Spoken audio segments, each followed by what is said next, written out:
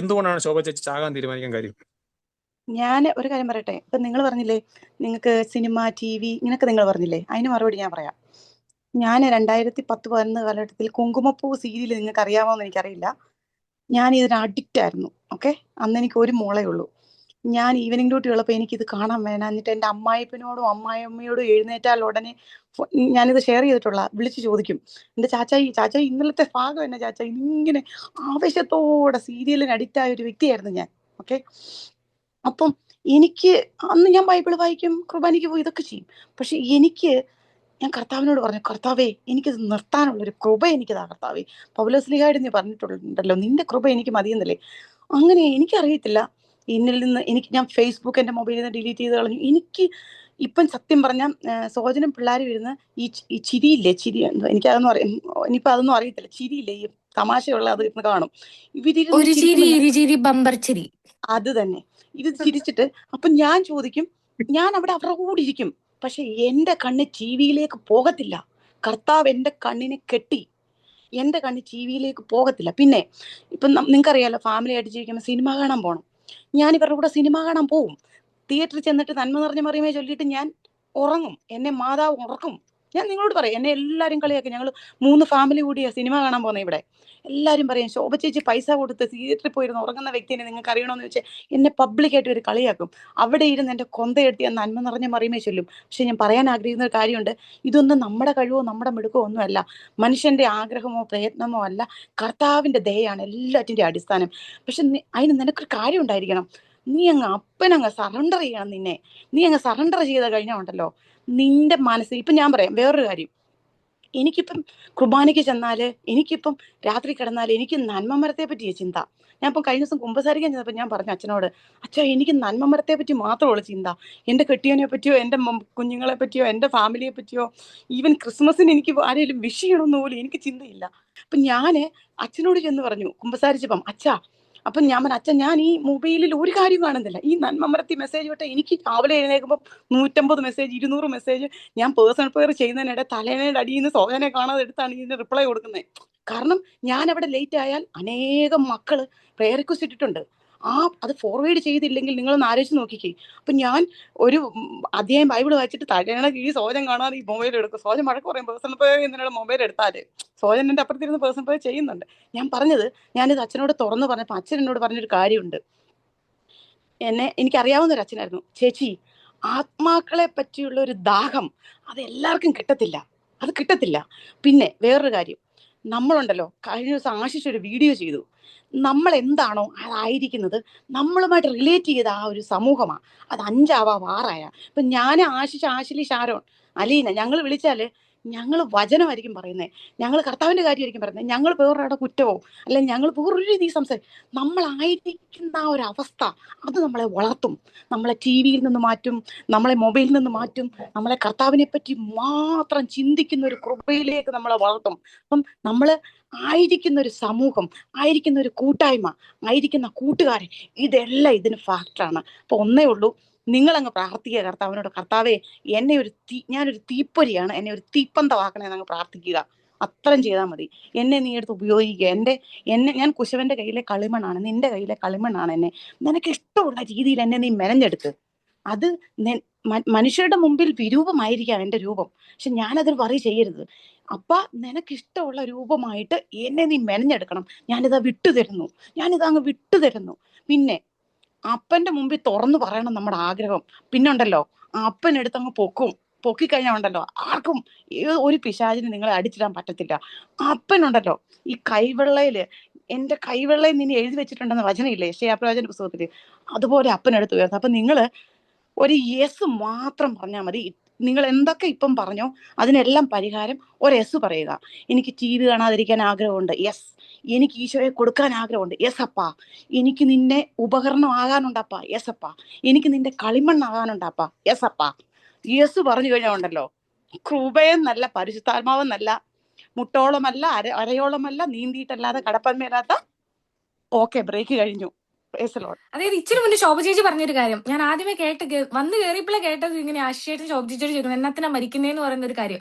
അപ്പം എനിക്ക് പറയാനുള്ളത് നമ്മുടെ പൗലോസ്ലീഹ പറയുന്നുണ്ട്, ഞാൻ ജീവിക്കുവാണെങ്കിൽ ഈശോ ക്രിസ്തുവിന് വേണ്ടി ജീവിക്കുന്നു, ഞാൻ മരിക്കുവാണെങ്കിൽ ക്രിസ്തുവിന് വേണ്ടി മരിക്കുന്നു, ആകെ ഞാൻ ജീവിച്ചാലും മരിച്ചാലും ക്രിസ്തുവിനുള്ളതെന്ന് പറഞ്ഞിട്ട് പണ്ട് എന്റെ സിസ്റ്ററേജ് പറഞ്ഞൊരു കാര്യമുണ്ട്, ഇങ്ങനെ എല്ലാ സിസ്റ്റർമാരെ പോലെ ചുമ്മാ മരിച്ചു പോകാൻ ആൾക്ക് താല്പര്യമില്ല, മരിക്കുമ്പോൾ ഒരു വിശുദ്ധിയായിട്ട് മരിക്കണം. അപ്പൊ നമ്മളിങ്ങനെ ചുമ്മാ എത്രയോ പേര് പത്രം എടുത്ത് തുറന്നു നോക്കുമ്പോൾ എത്രയോ പേര് ഇങ്ങനെ കാണുന്നു, എത്രയോ പേര് ഇങ്ങനെ മരിച്ചു പോകുന്നു. പക്ഷെ നമ്മൾ ചിന്തിക്കണം, നമ്മൾ മരിക്കുമ്പോഴത്തേനും സ്വർഗം സന്തോഷിക്കുന്നുണ്ടോ എന്ന് പറയുന്ന ഒരു കാര്യം നമ്മൾ ശരിക്കും പറഞ്ഞ നമ്മൾ ചിന്തിക്കണേ. ഞാനിങ്ങനെ എനിക്ക് ഭയങ്കര ആഗ്രഹമായിരുന്നു പണ്ട് ഈ ജീസസ് യൂത്തിലോട്ട്, ജീസസ് യൂത്ത് അല്ലായിരുന്നു കേട്ടോ എന്റെ ആദ്യത്തെ ഒരു ധ്യാനം. ഞാൻ ഈ പണ്ട് +1 പഠിക്കുന്ന സമയത്ത് ഒരു ധ്യാനം കൂടി എന്നാണ് എന്റെ ആദ്യത്തെ ധ്യാനം. ആ ധ്യാനം കഴിഞ്ഞിട്ട് ഞാൻ ഇങ്ങനെ ഇമാജിൻ ചെയ്യായിരുന്നു, ഞാൻ പാകിസ്ഥാനിൽ പോയി വചനം പറയുന്നു, ആൾക്കാരൊക്കെ വെടിവെച്ച് കൊല്ലുന്നു എന്നൊക്കെ പറഞ്ഞിട്ട്. ഞാൻ എന്ന് വെച്ചാൽ അതായത് മരിക്കുമ്പോൾ നമുക്ക് ഈശോയ്ക്ക് വേണ്ടി മരിക്കണം. നമ്മൾ ഒരിക്കൽ നമ്മൾ ഈശോനെ കേട്ടിട്ടുണ്ട് എങ്കിൽ നമ്മൾ ഈശോനെ നമ്മൾ പ്രഘോഷിക്കാൻ വേണ്ടി നമ്മൾ വിളിക്കപ്പെട്ടവരാണ്. അതായത് കേട്ടെങ്കിൽ, ഈ ബൈബിളിൽ ഒരു വചനമുണ്ട്, നീ കേട്ട് കഴിഞ്ഞു ഇനി കാണുകയില്ലേ, പ്രഘോഷിക്കുക എന്ന് പറയുന്ന ഒരു വചനമുണ്ട്.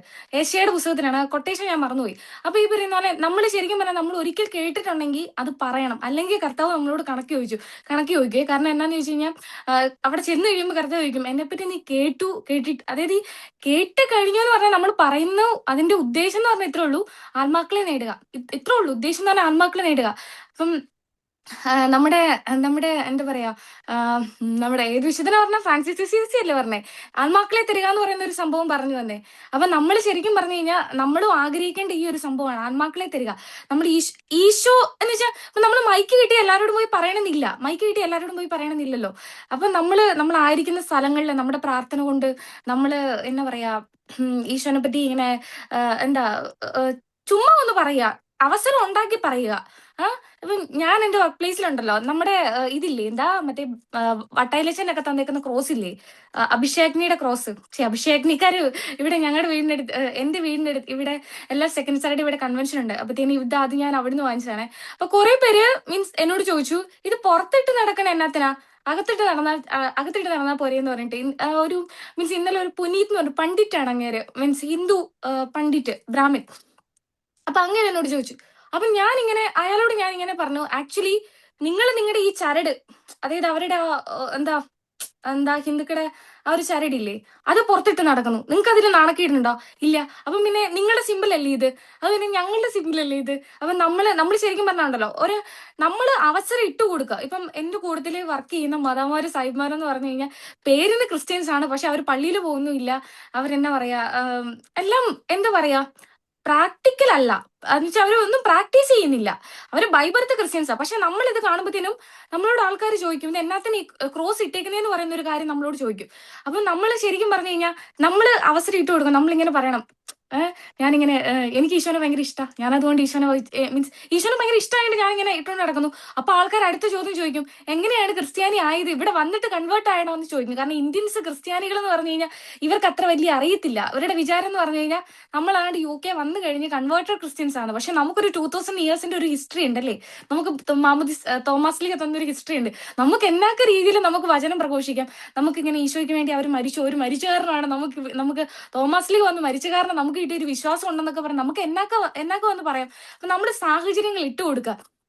നമ്മളിപ്പം എന്താ പറയാ, ഞാൻ പറഞ്ഞിട്ടുണ്ട്, ഞാൻ രാജഗിരി വർക്ക് ചെയ്യുന്ന സമയത്ത് ഈ പറയുന്ന പോലെ അവിടെ വർക്ക് ചെയ്യുന്ന സമയത്ത് എന്നോട് കുറെ ആൾക്കാർ നമ്മൾ ഇങ്ങനെ ചുമ്മാ ഇരിക്കുന്ന സമയത്ത്, ഈ ചുമ്മാ ഇരിക്കുന്നല്ല, എല്ലാ സെക്കൻഡ് സാറ്റർഡേയും ഈ ഡൊമിനിക്കേച്ചന്റെ second Saturday first Saturday convention ഇല്ല, എല്ലാ ഫസ്റ്റ് സാറ്റർഡേയും. അപ്പൊ ഞാൻ അതിരുന്ന് കാണും. ഉച്ചയ്ക്ക് ഫുഡ് കഴിക്കാൻ വേണ്ടി പോകത്തില്ല, മീൻസ് എനിക്കത് ഭയങ്കര ഇഷ്ടം. അപ്പൊ ഞാൻ ഇതിരുന്ന് കാണും. അപ്പം ആക്ച്വലി അവർ എന്നെ നോട്ട് ചെയ്യാൻ തുടങ്ങിയത് ഈ ഒരു കൺവെൻഷന്റെ സമയത്താണ്. കാരണം ഈ സമയത്ത് ഞാൻ ഫുഡ് കഴിക്കാന്ന് പറഞ്ഞാൽ എനിക്ക് കഴിക്കാൻ പോയി കഴിഞ്ഞാൽ ആ ബ്ലെസ്സിങ്ങിന്റെ സമയമാണ്, അതാകുമ്പോഴത്തേനും എനിക്കത് നഷ്ടപ്പെടും. അപ്പൊ അതുകൊണ്ട് ഞാൻ ബ്ലെസ്സിങ്ങിന്റെ സമയത്ത് പോകത്തില്ല. അപ്പൊ അവരെന്നെ നോട്ട് ചെയ്തു, ടെസ്സി പ്രാർത്ഥിക്കുന്നതാന്ന് പറഞ്ഞൊരു കാര്യം നോട്ട് ചെയ്തു. പക്ഷെ നമുക്ക് ഒത്തിരി കളിയാക്കലുകൾ വരും. നമുക്ക് ഇവിടെ ഇരിക്കുന്ന എല്ലാവർക്കും ഒത്തിരി കളിയാക്കലുകളൊക്കെ നേരിട്ട ആൾക്കാരായിരിക്കും. നമുക്ക് കളിയാക്കലുകൾ വരും. പക്ഷെ ഈ കളിയാക്കലുകൾ എന്ന് പറഞ്ഞാൽ അത് ശരിക്കും ഈശോ ഇട്ട് തരുന്ന ഒരു ചാൻസാ. നമുക്ക് ഈശോനെ പറയാൻ വേണ്ടി ഈശോ ഇട്ട് തരുന്ന ചാൻസ് ആണ്. അപ്പം ആര് കളിയാക്കിയാലും നമ്മൾ അങ്ങ് ന്യായീകരിച്ചങ്ങ്, എന്ന് വെച്ചാൽ ഒരാൾ കളിയാക്കാൻ വരുമ്പോ ഉണ്ടല്ലോ, ഒരാൾ ചോദ്യം ചോദിക്കുകയാണല്ലോ, നീ എന്നാത്തിന് ഈ പ്രാർത്ഥിക്കുന്നതെന്ന് പറയുന്ന ഒരു കാര്യം ചോദിക്കുകയാണല്ലോ, അതിന് നമ്മൾ ഉത്തരം പറയുന്ന ഒരു വലിയ സുവിശേഷ പ്രഘോഷണമാണ്. അപ്പൊ നമ്മൾ ശരിക്കും പറഞ്ഞാൽ ഈ കളിയാക്കുക എന്ന് പറഞ്ഞു കഴിഞ്ഞ കാര്യം, അതൊക്കെ എന്ന് പറഞ്ഞു കഴിഞ്ഞാൽ നമ്മൾ എന്നാ സാഹചര്യം കിട്ടിയാലും അത് വേസ്റ്റ് ആക്കി കളയില്ല. ഈ അൽഫോൺസ കോളേജിൽ പണ്ട് ഞാൻ പഠിക്കുന്ന സമയത്ത് സീറോ വേസ്റ്റ് എന്ന് പറഞ്ഞൊരു പരിപാടി ഉണ്ടായിരുന്നു. അതായത് ഒന്നും നമ്മൾ വേസ്റ്റ് ആക്കുന്നില്ല, പ്ലാസ്റ്റിക് എങ്കിൽ പ്ലാസ്റ്റിക്, അല്ലെങ്കിൽ എന്താ പറയാ വേസ്റ്റ് ആക്കുന്ന ചോറെങ്കിൽ ചോറ്, എല്ലാം സീറോ വേസ്റ്റ് എന്ന് പറഞ്ഞൊരു പരിപാടി ഉണ്ടായിരുന്നു. ഇതേപോലെ തന്നെ ഉണ്ടല്ലോ ഈശോനെ ഇട്ട് നമുക്ക് നമ്മുടെ അതായത് ചുറ്റും വരുന്ന ആൾക്കാരെല്ലാം സീറോ വേസ്റ്റാ, ആരും വേസ്റ്റ് ആയി പോകുന്നില്ല, എല്ലാവരും എടുത്ത് അങ്ങ് ഉപയോഗിക്കുക. ഒരാൾ വന്നു കഴിഞ്ഞാൽ ഈ പറഞ്ഞ പോലെ പ്രാർത്ഥിക്കുക, അവന് വേണ്ടി പ്രാർത്ഥിക്കും. ഇപ്പം ഞാൻ നിങ്ങളോട് പണ്ട് പറഞ്ഞിട്ടുണ്ട്, എൻ്റെ അടുത്ത് ആര് ബസ് ഇരുന്നാലും, അല്ലെങ്കിൽ ഈ പറഞ്ഞ ഞാൻ കുർബാന കഴിഞ്ഞിട്ട് ഊബർ ഡ്രൈവറിൽ എന്താ പറയാ അയാളുടെ വണ്ടി കയറുമ്പോൾ ഞാനിങ്ങനെ ആ പഴയ നിയമത്തെ കാര്യം ഓർക്കും. ഈ സ്വർഗീയ മന്നയും വഹിച്ചുകൊണ്ട് ഒരു പേടകം പോയ വഴിയെല്ലാം അനുഗ്രഹിക്കപ്പെട്ടു. അപ്പൊ ഈ പറഞ്ഞ നമ്മൾ അവിടെ ഇരുന്നോട് പ്രാർത്ഥിക്കണം, നമ്മൾ ഈശോനെ സ്വീകരിച്ചിട്ട് ഒരാളുടെ വണ്ടിയെ കയറിക്കൊണ്ടിരിക്കുക, അയാൾ എന്തുമാത്രം രാജകീയമായ ഒരു ദൗത്യമാണ് വഹിച്ചുകൊണ്ട് നടക്കുന്നത്. അയാൾ ഓടിക്കുന്ന വണ്ടിക്കകത്ത് ഈശോനെ വഹിച്ചുകൊണ്ട് അയാൾ അത്ര നേരം അയാൾക്ക് എനിക്ക് ഭാഗ്യം കിട്ടി. അപ്പൊ നമ്മൾ ശരിക്കും പറഞ്ഞിട്ടുണ്ടല്ലോ ആ ഒരു സമയത്ത് നമുക്ക് പറയാൻ പറ്റിയില്ലേലും ഉള്ളിലിരുന്നുള്ള പ്രാർത്ഥന എന്ന് പറഞ്ഞാൽ അത് പ്രാർത്ഥനകൾ നമുക്ക് ഉള്ളിലിരുന്നുള്ള പ്രാർത്ഥനകൾ നമുക്ക് സുവിശേഷ പ്രഘോഷണമാക്കാം.